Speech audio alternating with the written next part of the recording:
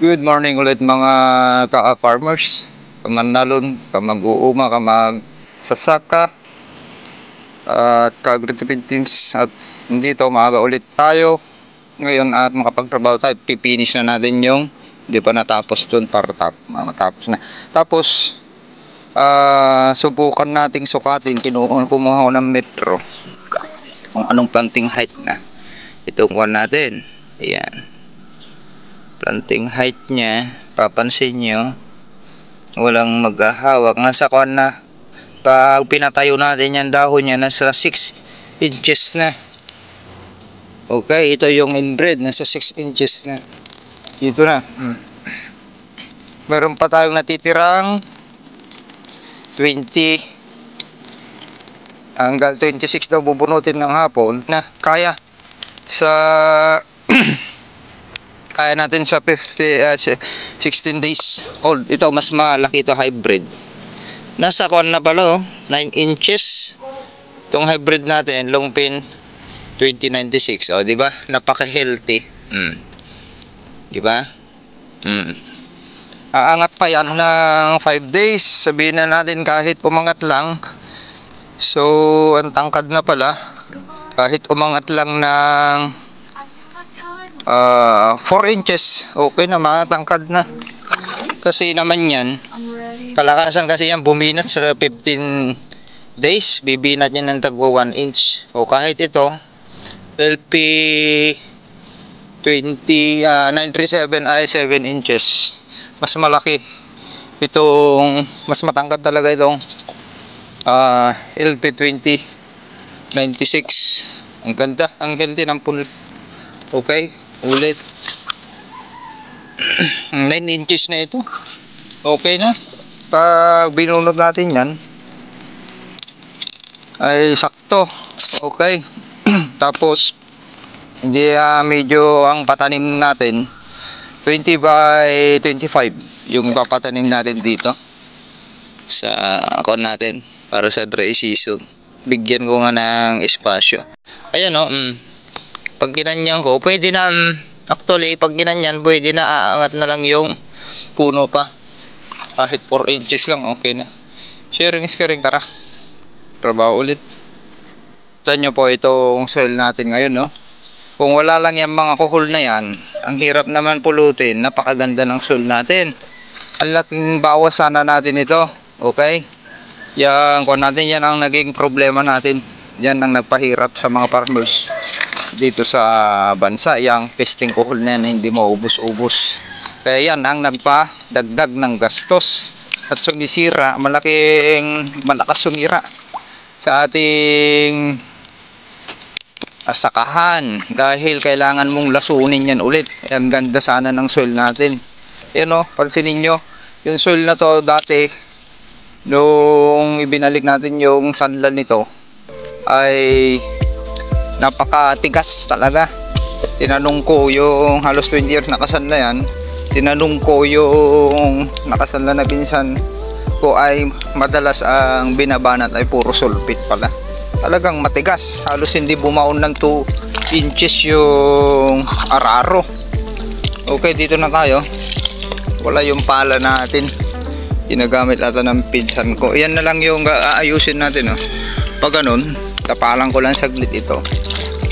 Lupa natin, may bumubuhaghag at ititripli pa yan. Papasukan natin ng tubig sa kailan pa? Bukas. Pwede na bukas kasi magtitripli sila 23. Okay, para nakarelax na. Dami ng sumibol na siraw-siraw. Ibig sabihin yan, pwede nang hindi tayo gagamit ng herbicide, nakatipid na tayo, irrigated tayo, pwedeng water management. Ganun. Or malis na kayo sa patubig. Pamatay herbicide. Nakita nyo halos wala nang tatayo. Ginaganyan ko yan. Para wala nang maghawa. Okay. Tapos na. Kunting tapal-tapal na lang. Di ang linis. Natakpan yung mga kuhol. Ulitin natin. Mga itlog ng kuhol, itlog ng insekto, damo, buto ng damo, Takpan yung butas ng kuhol at kiwet. Ang daming purpose niyan. Ang pilapil, hindi nyo linalang lang yan na parang wala lang dahil ang daming purpose. Halos sila yung purpose niya, madaling magbuhat ng inputs. Gagamitin papuntang kahit ipunta mo sa dulo. At ang pinakalas, makakapasyal naman yung amo nyo hanggang dulo para hindi kayo sinisisi palaging walang inaani. Dahil yung nasa harap lang, yung nakikita ng dalawang mata ng amo, yung pinaganda ng tagasaka, lalo kung may daladalang 3S. Okay, ganun na lang. Sharing is caring. Tignan nyo yung katabi natin, mahigit 1 week na hindi pa naka-recover. Tignan nyo yung punlaan, daming insekto nyan. Diyan na mag-uumpisa yung insekto, magpaparami sila dyan. O di ba, katabi natin, madadamay tayo kung ganyan yung katabi ninyo. At least yung pamamaraan natin mas matibay, yung resistant. Kita nyo? Ito yung punla natin na LP20 na nakikita ba? Naka-stick na to. Alis na rin tayo. Tapos na yan. At magpapatriplay na tayo sa 23, 24. Magki-Christmas yung mga tagasaka natin. At mahaba pa yung time nila. 26 magbubunutin ito katubigan ng mas malalim para mahugasan nila yung yan punla. Ganun lang po yan. Okay, maraming salamat, sharing is caring. Huwag kalimutan kong subscribe sa ating YouTube channel, AgriTipid PH.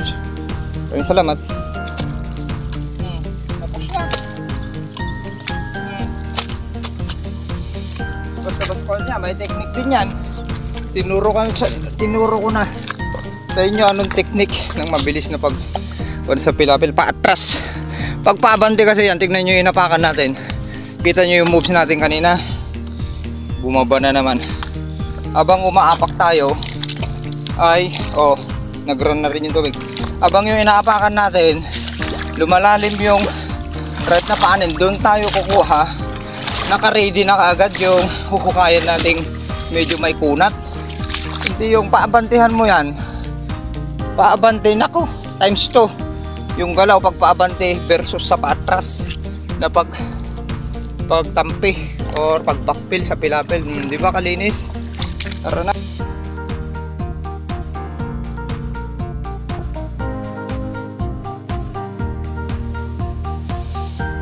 With every scar